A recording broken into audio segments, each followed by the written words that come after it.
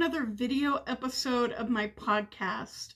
My name is Cheryl, and this is Cappuccino Crafts, my little channel on YouTube, and my corner of the general interwebs, where I like to talk about knitting and sometimes crochet and books and TV and movies and other life and general chatty things that I want to share with you. Thank you so much for choosing to watch this video and spend a little bit of your time with me. I really hope that you enjoy it. Please settle in, get yourself a delicious beverage, and grab your yarn, your hook, your needles, your embroidery, your spinning, whatever it is, and let's enjoy a lovely visit. So today is Monday, the 15th of February, and in the United States, where I live and I'm recording, it is President's Day today. So it has been a holiday weekend, and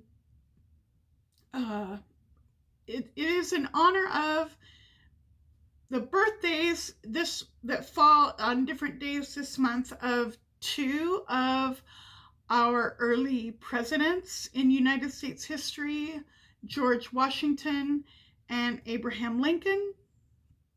So we honor that, kind of like a combined celebration. And yeah.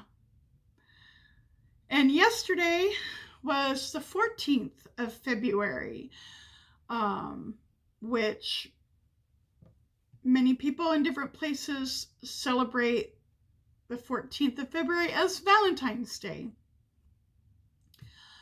Not a hugely favorite holiday for me, but you know, it's fine.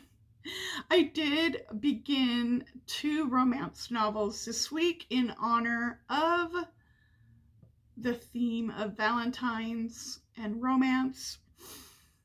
I also did cook myself a special dinner. Because some of my favorite shrimp was on sale at the grocery store, and I cooked a shrimp pasta dish and had a little wine, and it was lovely. So, another thing that happened this week,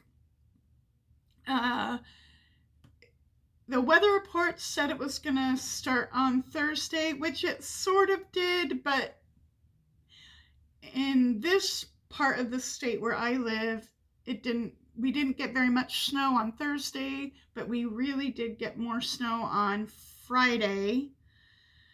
And so it was a snowy weekend. There is still some snow on the ground. It is beginning to melt, and there's been rain today. So it's warmed up, it's starting to rain, the snow is melting. There's none on the trees. It's just kind of a little bit of slush on the roads or bare roads, although I haven't driven. Because I made sure that I did my grocery shopping and things that I needed to do outside the house. All that got done early, so I made sure I was ready to just hole up for a cozy snowy weekend, which is exactly what I did. So I know the other places in different areas got a lot of snow too. So if you are in a place that got snow, I hope that you were able to stay cozy and stay home as much as possible. I hope that if you did have to go out and drive, that it was safe. And I do love to look at the snow from inside the warm house though, because it is so pretty, as long as I don't have to drive in it. Yeah, it's beautiful as long as I don't have to drive. And those are my feelings about snow. Um, yeah. So, I need some tea. Ah, that's better. The tea that I am drinking today is Earl Grey with some milk and some vanilla syrup. And yeah. I wonder if you did get yourself a beverage, what are you drinking? And I'd love to hear about how your crafting went this week, or your reading. What are you reading now? I'd love to chat with you about all those things in the comments below the video. So please feel free. And crafting, nothing groundbreaking or mind-blowing happened. No new projects, but good progress on these socks. They're just basic vanilla socks with no pattern. Just kind of my recipe of numbers that fit my feet.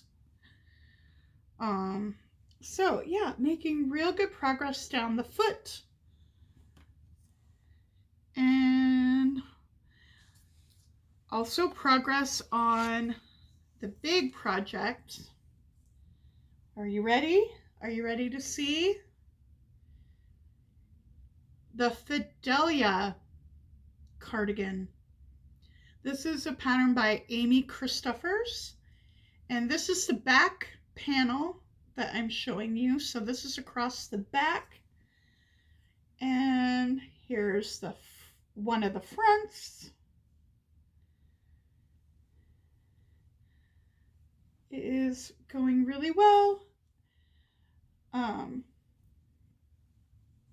Yeah, and so I have not missed any more baubles. That has not happened again, so I'm glad about that. And really the only pattern, the only charts that I need to look at anymore are these two, the left and the front, the left and the right front, like half chart for this, and the full version of it on the back.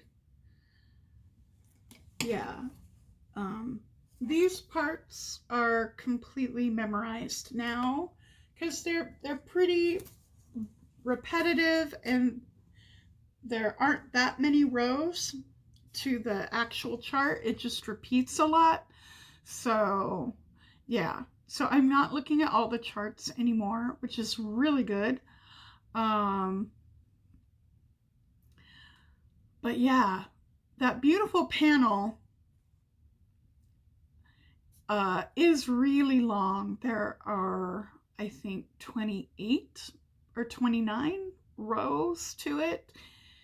And it's a little bit repetitive, but not that repetitive. So I am really sure I'm going to be like always depending on checking the chart the whole way for that, which is fine. That's good. And it's a beautiful panel. I like how the baubles are looking. I'm really happy with that, and they're fun to do. And yeah. So a lovely viewer, a really friendly and nice person, is doing a buddy knit of Fidelia. And if you want to join in and do, well, you can do the Fidelia if you really, really like it. And that's like, yes, I love that. That is the perfect sweater for me, then yes. but it doesn't have to be any particular pattern. It can be any wintry cardigan pattern that you really like and that you want. So please feel free to cast on and join in a very relaxed and super casual wintry cardigan buddy knit along with us. And if you do decide to join in a cardigan knit along, then please say something in the comments. I'd love to hear about what cardigan you chose and what yarn you're using and how your progress is going with it. If you've already started, I'd love to hear about that. Yeah. And reading has really been going gangbusters. It's been a great week for reading. I finished 2 books. I was already really far into them, so I knew I would finish them. But I finished The House in the Cerulean Sea by T.J. Klune. And yeah, I've already said a lot about this in my last couple videos, so I'm not going to say a whole lot. I was already most of the way through, but up until the very end, I still loved it. It's just a very sweet and heartfelt read. It's very heartwarming.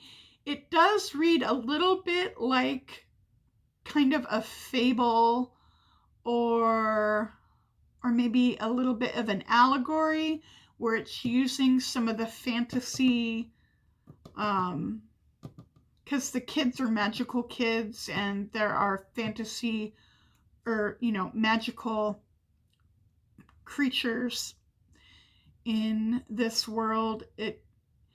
And that definitely is being used as a metaphor directly for racism, homophobia, marginalization of anybody who just doesn't fit in. So it does feel a little bit didactic in that way, but not didactic in a negative way.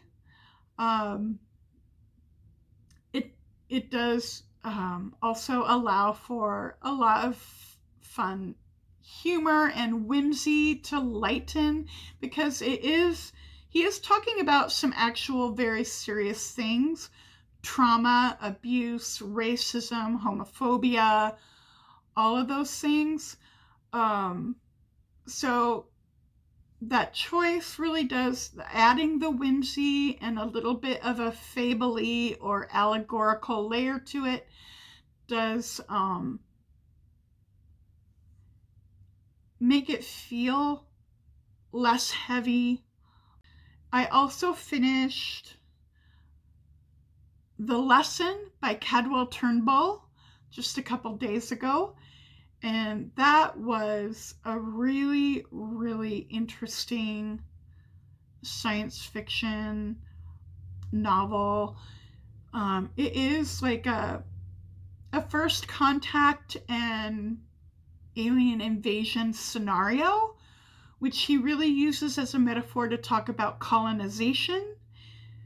And he does connect it to and talk about some of the history of colonization in the Virgin Islands, which is where the aliens arrived and where the aliens stayed.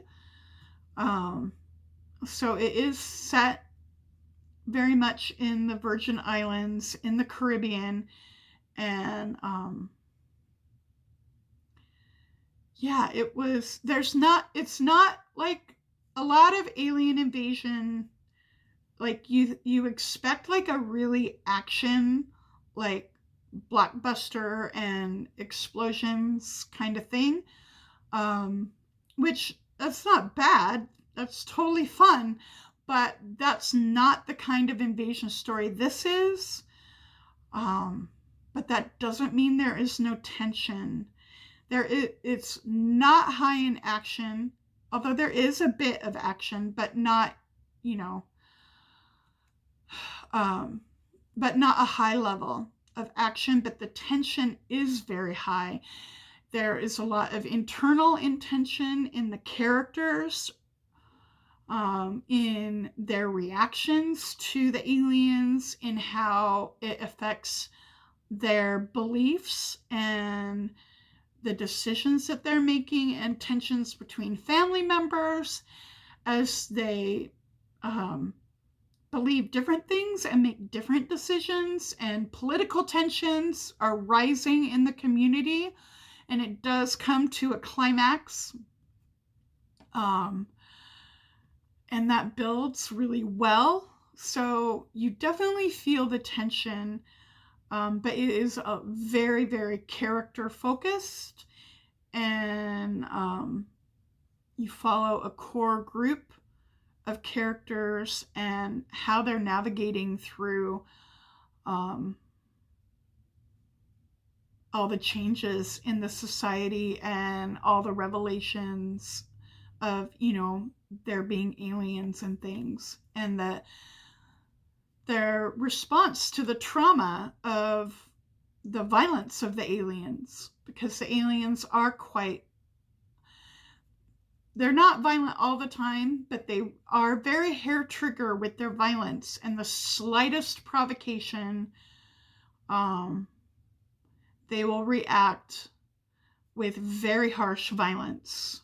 And so there's definitely traumatizing things, and characters dealing with their trauma. Yeah, and I feel like this is a very well-written book. The writing style is really nice to read. I wouldn't call it flowery, but it is a very, very nice writing style, and very evocative of the setting and the internal feelings and the internal worlds of the characters. So yeah, it was a really very good book. And then I started 3 books. I did. I started Descender, Volume 2, Machine Moon. And this is a sci-fi comic series, and it is about AI and giant robots, and there's a lot of politics in this galactic union, and the giant robots have attacked the galaxy and a number of the planets in this galactic union, and people have turned against technology, and specifically robots and androids. And the key to the secrets of this giant robot threat and is this little boy android, Tim 21, who was a companion to a child. He lived with the family. He was a companion to another young boy on a mining moon. I don't know if it was a moon or a planet, a full planet, but anyway, it was a mining community, and Tim 21 was, at the time of the initial attack, was a companion android for a boy there. But mysteriously, he has the same AI programming as these giant robots. and everybody's looking for him, and he seems to hold the secrets to finding out what to do about these robots and how to possibly stop or defend the galaxy from further attacks. And I am approaching halfway through, and it's fun, fast, exciting story. The art is beautiful. Let me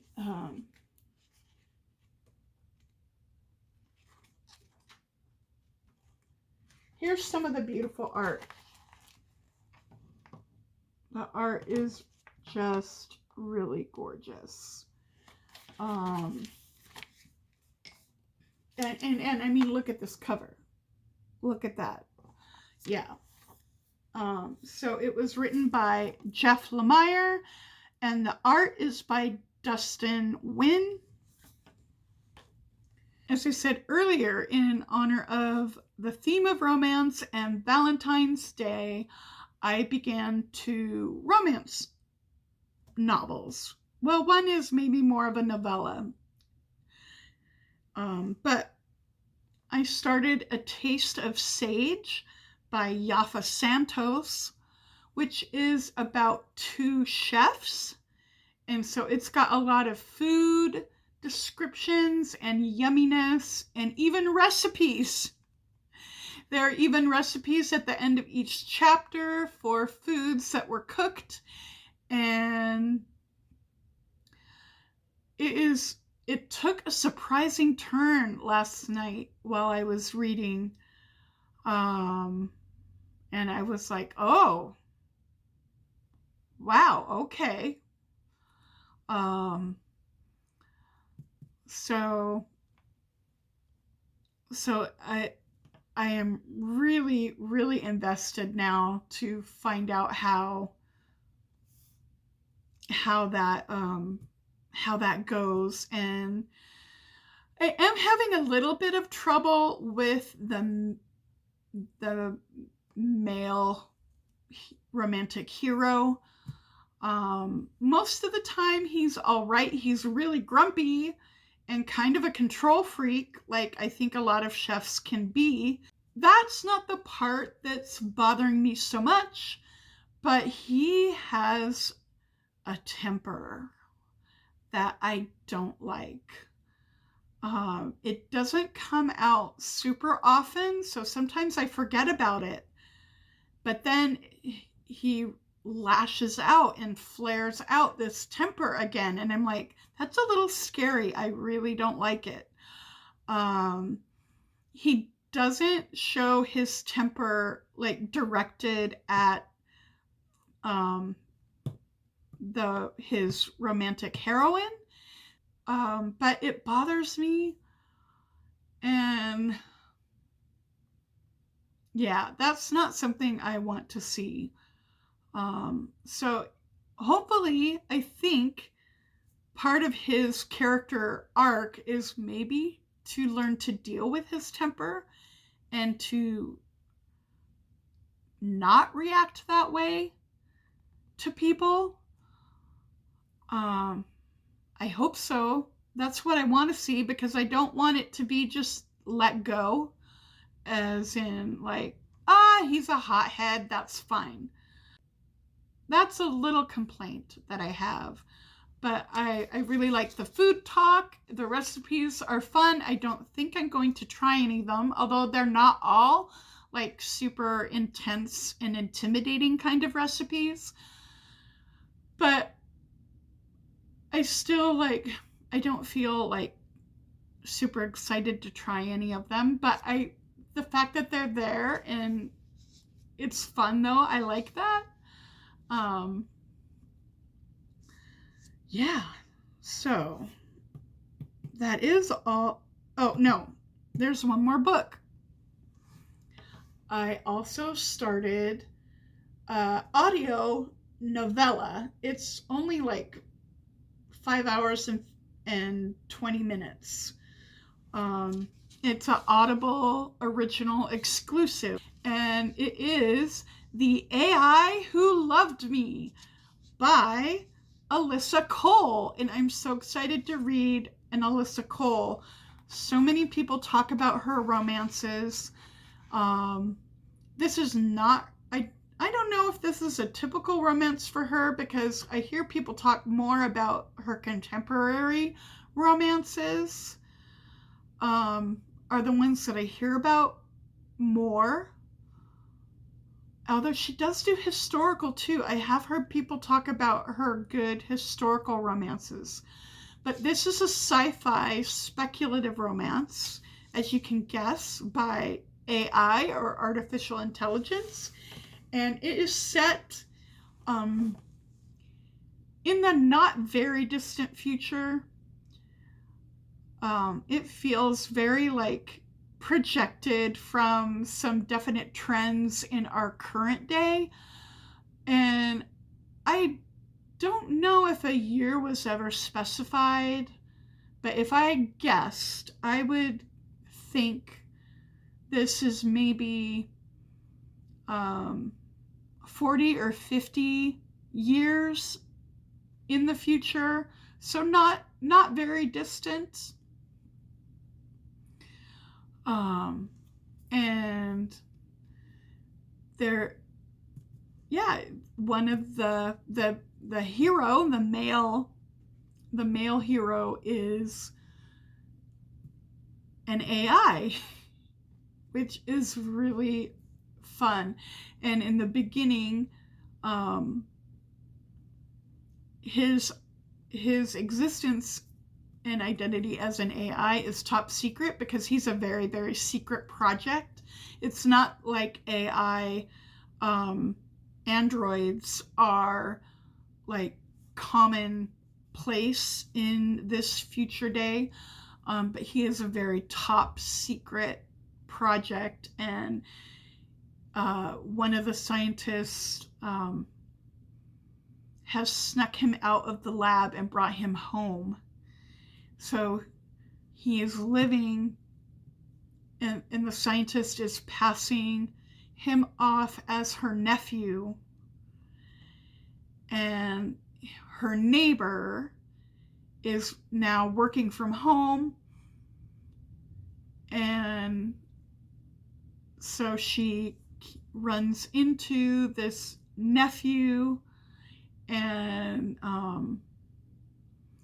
yeah, it's really, I really like it. And I think there is going to be some intrigue going on with his like super secret status and secret research and things going on.